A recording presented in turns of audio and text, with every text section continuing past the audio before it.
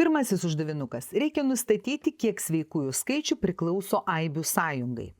Aibės yra intervalinės, taigi mums teks nusibrėžti skaičių tiesę ir tada jau mes galėsime pasižymėti tas aibės ir nustatyti, kiek sveikųjų skaičių joms priklauso.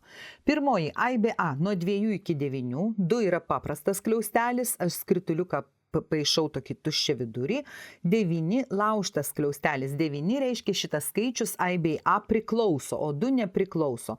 Štai čia yra mūsų aibė A. Aibė B yra nuo 6, 6 nepriklauso ir iki 12, 12 jau taip pat nepriklauso, va dar nepažymėjau 2 ir 9. Čia yra mūsų aibė B. Aibių A ir B sąjunga bus aibė visa nuo 2, dvejetukas nepriklauso, bet iki pat 12, 12 taip pat nepriklauso, nuo 2 iki 12. Kiekgi čia tų sveikųjų skaičių yra? Dvejetuko nėra.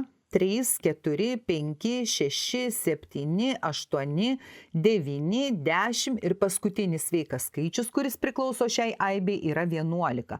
Suskaičiuokime, kiek čia jų yra. 3, 6, 9. Reiškia, mūsų aibių sąjungai priklauso 9 skaičiai.